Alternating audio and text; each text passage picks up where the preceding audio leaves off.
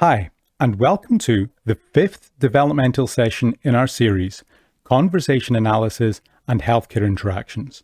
Today, we'll be taking a look at sequence organization.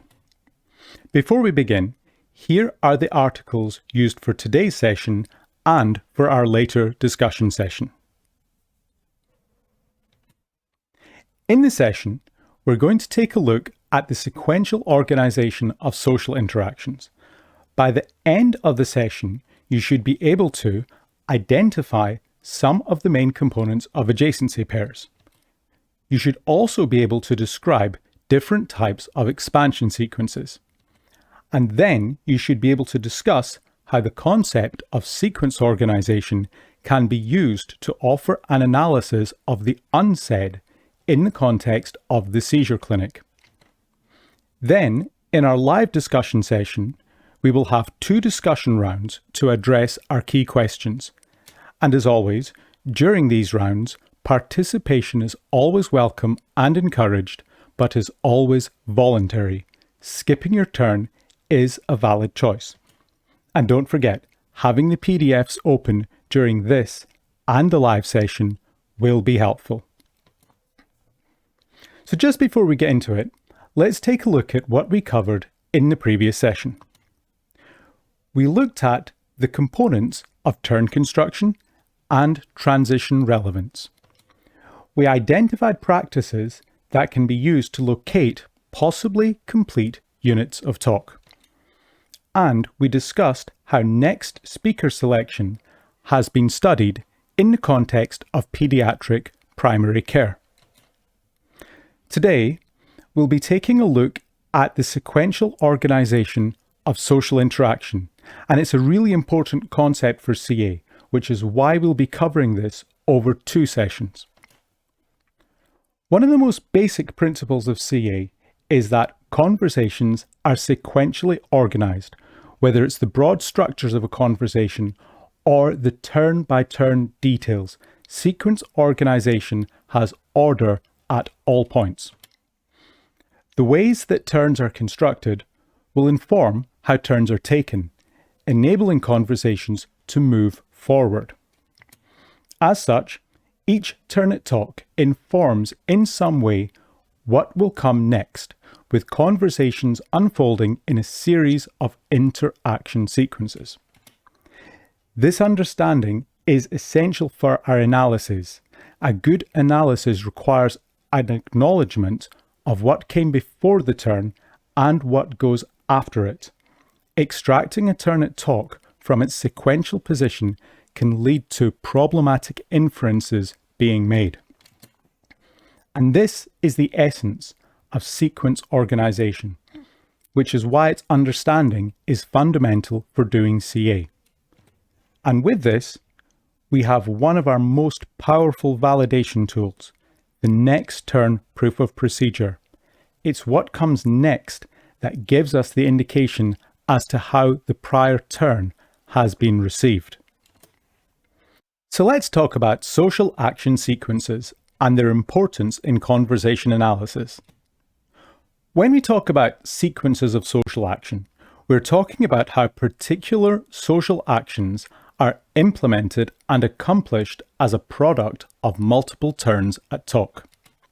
This is why your analysis must embed these turns within their sequential position. It cannot be reliably analysed without reference to its local context. As we've learned previously, turns at talk can rely on prior turns to be understood as meaningful. And in addition to this, turns at talk can place conditions upon what type of talk comes next. Some turns can afford multiple types of responses. Others place normative constraints upon what is conditionally relevant for the next turn, reducing it down to just a few alternatives. In order to illustrate this, we're going to take a look at one of the simplest yet most fundamental conversational sequences known as the adjacency pair. Harvey Sachs initially called this the nextness of talk. Sachs noticed that there are relationships between certain combinations or pairs of turns. and it should be kept in mind that these relationships are not prescriptive. Think of the relationship between these pairs of terms as normatively organized. And just like all norms of social interaction, these too can be breached. In brief, the basics of the adjacency pair is that it comprises of two terms produced by different participants. And I want to introduce the concept of the base adjacency pair at this point. That is to say, the pair of terms that accomplish the main business of an action sequence, and we'll get more into that shortly. In the meantime, these two terms are produced in an order. There is a first pair part followed by a second pair part. When a participant produces that first pair part, this initiating action places certain conditions for the production of the second pair part. For example, a summons and a response, or a greeting and a return greeting, which interestingly, all of these terms can be produced by the single lexical item, hello. So, let's take a look at a couple of adjacency pairs in action. This is the very start of a phone call. An adjacency pair can be observed across lines 2 and 3. The first pair part, or base first pair part, is on line 2, an initiating greeting with a tagged identifier. The base second pair part is on line 3. That is the return greeting with an acknowledgement. Now, there is another fairly well organized adjacency pair in the sequence, but the first pair part is not transcribed. On line 1, the turn hello is in fact a second pair part, and the first pair part is the phone ringing. Together, they make a summons response adjacency pair.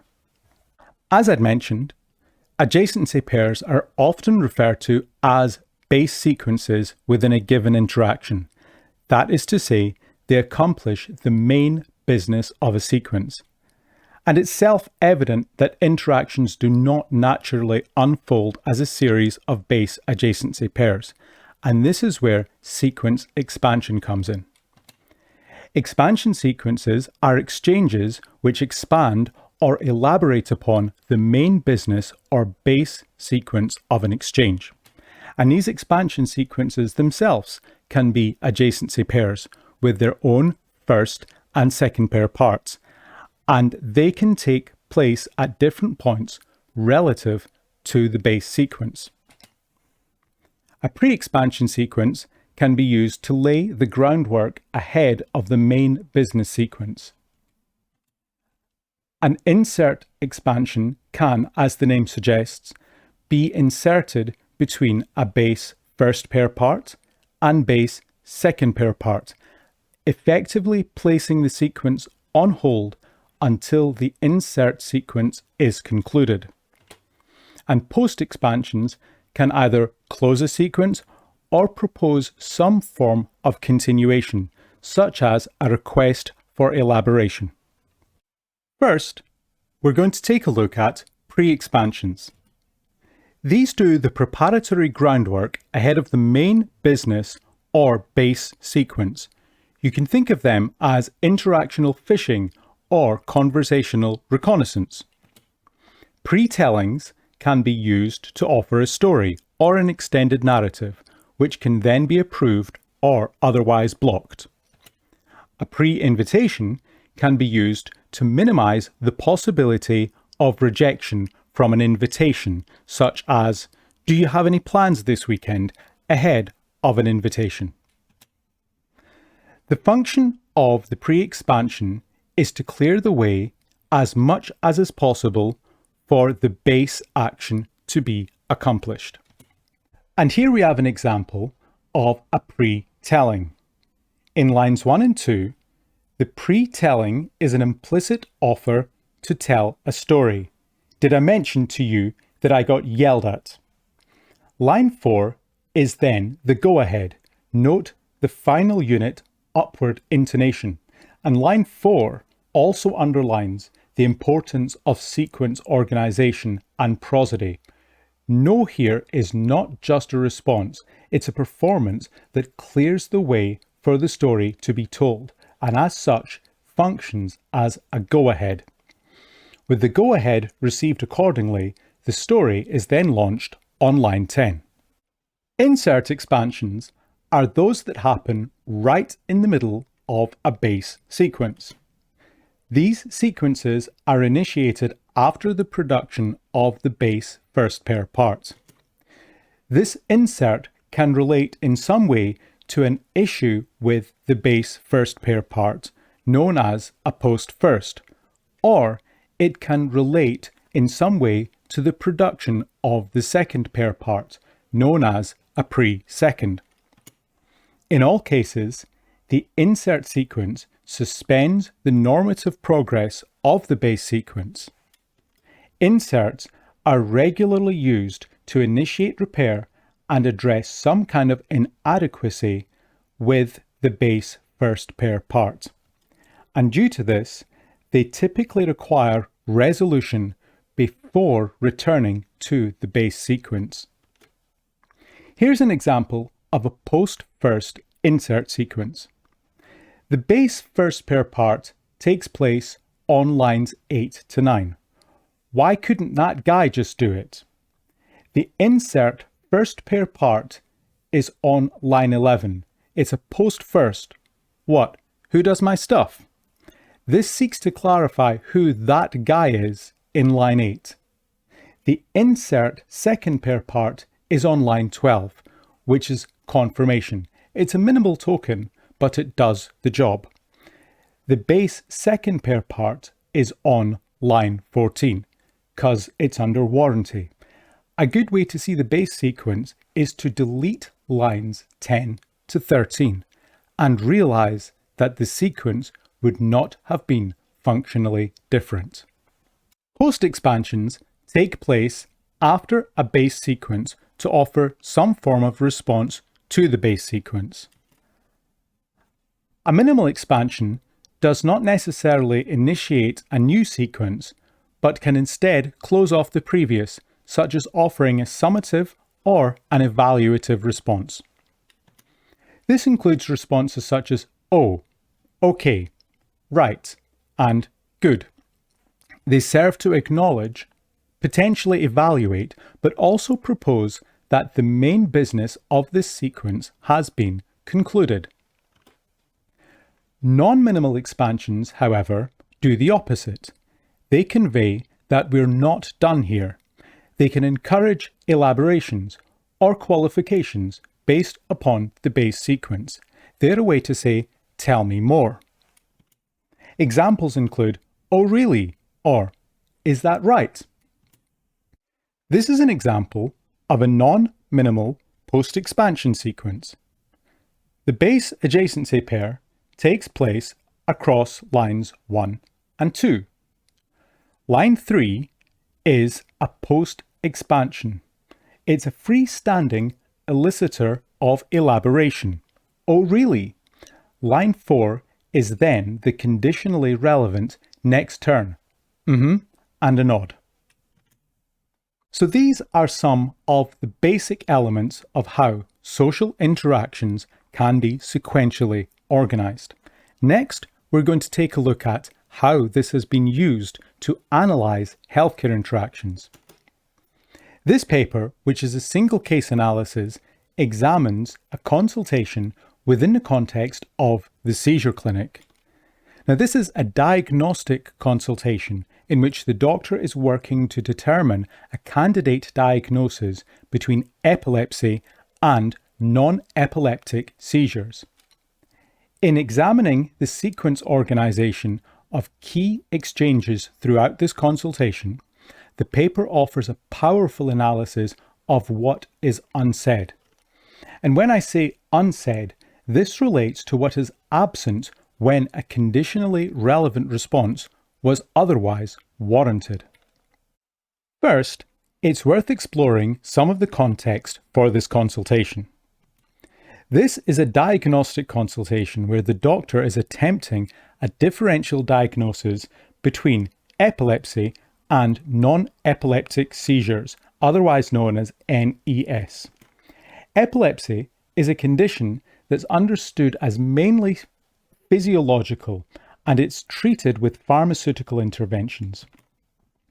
Non-epileptic seizures are primarily seen as psychogenic and as such are, in the main, treated with physiotherapy-based interventions. Because of this, there is a degree of interactional delicacy in proposing a diagnosis of NES.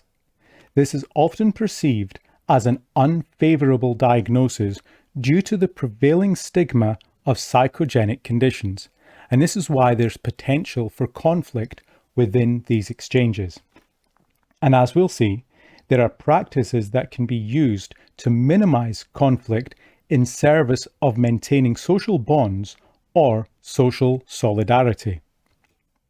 So, as I'd mentioned, this is a single case analysis, and this is an especially powerful tool for CA. It's a full examination of an interactional episode to understand the consequences of particular practices and the actions they implement throughout the entire exchange.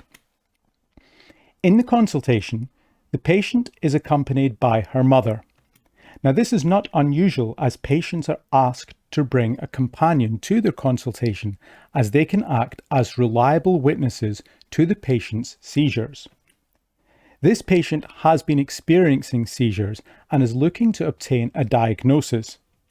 This single case takes a close look at the sequential organization of divergent agendas between the patient, or more specifically the patient's mother, and the doctor. It is in this that the paper offers an analysis of the unsaid, which we're going to take a look at next. In this excerpt, the mum takes up her pursuit of a diagnosis, and it will become apparent that they are pushing for an epilepsy diagnosis. On line 2, the mother's turn implies that the result is not definitive to the tests. You said. Sequentially, this turn warrants a confirming or disconfirming second pair part. Instead, it only gets a minimal acknowledgement token on line 4. And this becomes especially clear when the doctor directs the conversation to the patient's notes. Their shift to the notes indicates some form of evasion. So, here we go. This evasion can be seen to sidestep a potential conflict. The doctor makes an inquiry asking the patient, "How's things?" on line 7. After a gap of 0.8 seconds, the mother pursues a diagnosis again, offering the candidate choice of epilepsy. The doctor does not endorse this at this time. Later, the mother continues to pursue this diagnosis. On lines 44 to 45, the mother offers what is the third candidate diagnosis in this overall sequence. They offered earlier epileptic, then later they offered grand mal seizures, and now in this sequence they're offering cryptogenic. The agenda here is to direct the diagnosis away from NES. On line 46, the doctor's minimal acknowledgement token is once again followed by a shift to another topic, in this case, a medical history query. On line 54, the mother pursues cryptogenic as a candidate diagnosis once more. It's only on line 55 that the doctor actively disattends from this candidate diagnosis with, "Well, let's not worry about that at the moment." So, just to summarize what we've covered today. Social interactions are sequentially organized. Each turn is influenced by what came before it, and it influences what comes next. Adjacency pairs offer an illustration of the normative relationship between certain turns and the conditions they can place upon what comes next. Expansion sequences show the ways that base sequences or base actions can be built upon either before, during, or after the base sequence. And this sequential organization can be used to identify where turns that were warranted become absent or unsaid. And with that, here are the key questions we'll address at our upcoming discussion session. Thanks for watching.